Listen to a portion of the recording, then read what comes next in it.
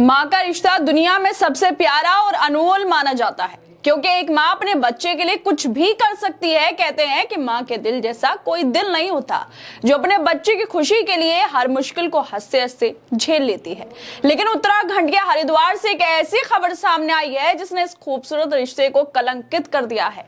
यहाँ एक माँ पर अपनी ही 13 साल की मासूम बेटी के साथ ऐसा घिनौना काम करने का इल्जाम लगा है। और ये मां कोई और नहीं बल्कि भाजपा महिला मोर्चा की पूर्व जिलाध्यक्ष है। इस पर आरोप है कि उसने अपने बॉयफ्रेंड और उसके दोस्तों के साथ मिलकर अपनी बेटी का यौन शोषण करवाया। हैरानी की बात तो यह है कि ये महिला हरिद्वार में बीजेपी महिला मोर्चा की पूर्व जिलाध्यक्ष रह चुकी है। इस घटना ने न सिर्फ माँ बेटी के रिश्ते पर सवाल खड़े किए हैं, बल्कि समाज में उन लोगों पर भी उंगली उठाई जो बड़े पदों पर रहते हुए ऐसे जघन्य अपराधों में शामिल हैं। इस मामले ने पूरे देश को झकझोर कर रख दिया है कि आखिरकार कैसे भाजपा महिला मोर्चा की पूर्व जिलाध्यक्ष अपनी ही नाबालिग बेटी का यौन शोषण करवा सकती है।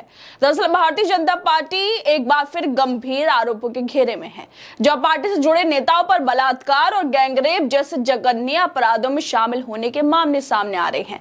पहले वाराणसी के आईआईटी बीएचयू में बीजेपी आईटी सेल से जुड़े लोगों पर एक छात्र के साथ गैंगरेप का आरोप लगा, और अब उत्तराखंड में बीजेपी महिला मोर्चा के पूर्व जिलाध्यक्ष पर अपनी ही 13 साल की बेटी का गैंगरेप करवाने का सनसनीखेज मामला सामने आया है। आरोप है कि इस महिला ने अपनी 13 साल की नाबालिग बेटी को अपने बॉयफ्रेंड और उसके दोस्तों के हवाले कर दिया, जिन्होंने कई बार उसका रेप किया। बच्ची के साथ कई बार रेप किया गया और उसकी मां भी मौके पर मौजूद रहती थी। आरोपी महिला अपने पति से अलग रह रही थी। महिला मोर्चा की पूर्व जिलाध्यक्ष का जो अपने पति से काफी समय से विवाद भी चल रहा था। उसके 13 साल की बेटी करीब 1 महीने से अपने पिता के साथ रह रही थी। कुछ दिन से बेटी के गुमसुम होने पर पिता ने उससे बातचीत की। तब बेटी ने बताया कि उसकी मां ने अपने बॉयफ्रेंड सुमित पटवाल समेत बाकी व्यक्तियों से उसका यौन शोषण करवाया है।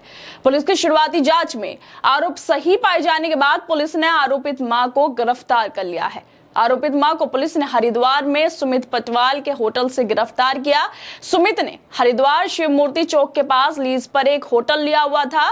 पति से विवाद के बाद मां भी इसी होटल में रह रही थी।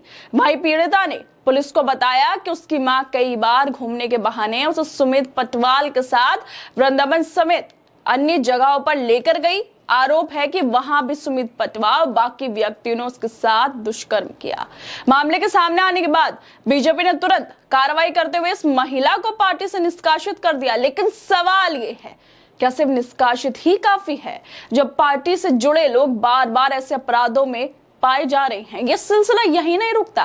बीजेपी के नेताओं पर पहले भी कई बार महिलाओं के खिलाफ अपराधों के आरोप लगते रहे हैं, लेकिन हर बार मामला दब जाता है या आरोपी जमानत पर बाहर आ जाते हैं। इससे पहले यूपी के आईआईटी बीएचयू की छात्रा से बीजेपी के आईटी सेल के लोग कुलान पांडे, सक्षम पटेल और अभिषेक चौहान गैंगरेप करते हैं, वीडियो बनाते हैं, कैंपस में ही गैंगरेप की वारदात को अंजाम देते हैं। इसके बाद यूनिवर्सिटी के तमाम छात्र छात्राएं इसको लेकर विरोध प्रदर्शन करते हैं। कई दिनों तक विरोध होता है, लेकिन अब सजा के तौर पर उन तीनों को, जो आरोपी थे, उनको पहले जमानत में मिल चुकी है।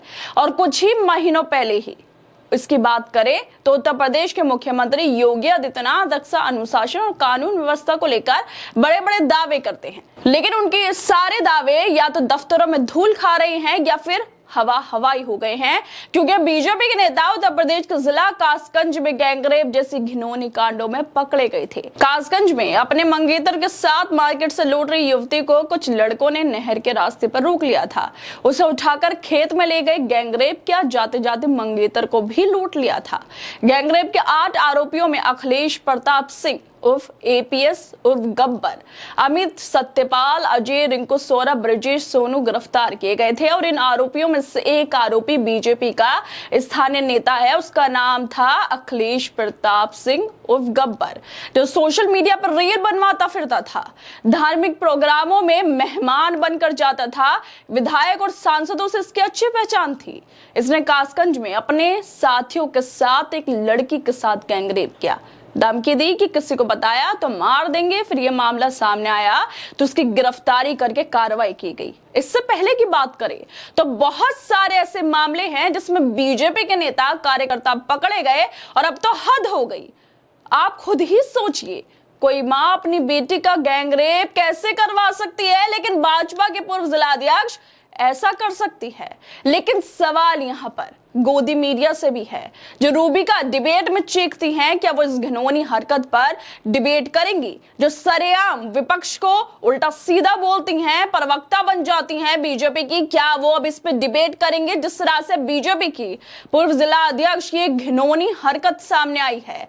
इस पूरे मामले में एसएसपी परमेंद्र सिंह डोभाल का कहना है कि थाना रानीपुर में एक मामला हमारे संज्ञान में आया था, जिसमें एक नाबालिग बच्ची द्वारा अपनी मां के ऊपर आरोप लगाए गए थे। पुलिस ने तत्काल मामले में अभियोग पंजीकृत करके पीड़िता का 164 में बयान और उसका मेडिकल कराया। मेडिकल में नाबालिग द्वारा कही गई बातों की पुष्टि हुई है।